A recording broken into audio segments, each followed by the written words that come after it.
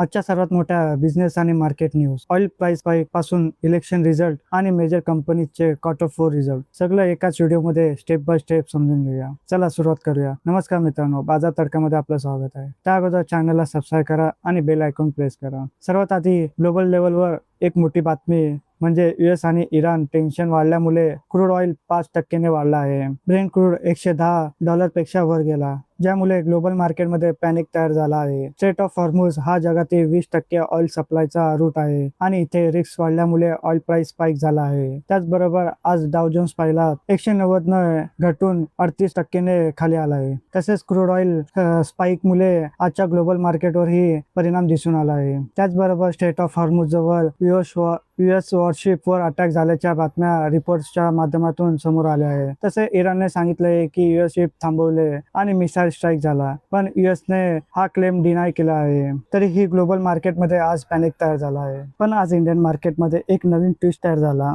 तर निफ्टी 50 मध्ये 104 पॉईंटने म्हणजे 43% वाढ दिसून आली आहे आणि बीएससी सेन्सेक्स 350 म्हणजे जवळपास 46%चे एक ग्रोथ दिसून आले आहे. तर ह्या मागे कारण काय तर इलेक्शन रिझल्ट, पॉलिटिकल ट्रिगर. आता पॉलिटिकल बाजू पाहिली तर 2026 इलेक्शन रिझल्ट मध्ये मोठा बदल दिसून आला. बीजेपीने वेस्ट बेंगालमध्ये स्ट्रॉंग परफॉर्मन्स दिला आहे आणि आसाममध्ये पुन्हा सत्ता मिळवली आहे. प्राईम मिनिस्टर नरेंद्र मोदी यांनी विक्ट्रीनंतर कार्यकर्त्यांचे अभिनंदन केले आहे. आजच्या या न्यूजमुळे आज इंडियन मार्केटमध्ये धमाकेदार हिरव्या रंगात दिसून आला. त्याचबरोबर फायनान्शियल सेक्टरच्या कंपनीचे रिझल्ट कडे आता वळूया. तर मणप्पुरम फायनान्सने एक लॉस मधून चांगला कमबॅक करत 405 कोटीचा प्रॉफिट दाखवला आहे. तसेच त्याचा स्टँडअलोन परफॉर्मन्स पाहिला तर मागील वर्षी 2025 मध्ये 203 कोटीचा प्रॉफिट झाला होता आणि या वर्षी 405 कोटीचा प्रॉफिट म्हणजे इयर चांगली ग्रोथ दिसून आहे. आणि क्वार्टरली पाहिला तर 238 वरून या वर्षी 405 म्हणजे क्वार्टरली आणि इयर चांगला परफॉर्मन्स दिसून आला आहे.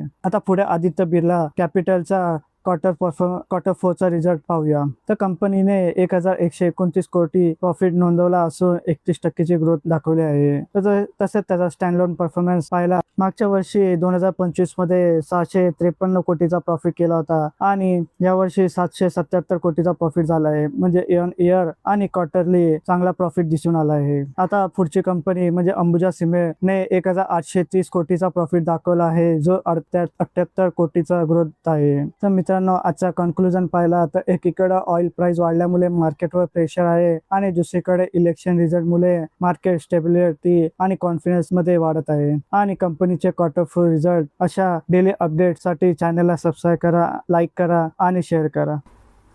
धन्यवाद.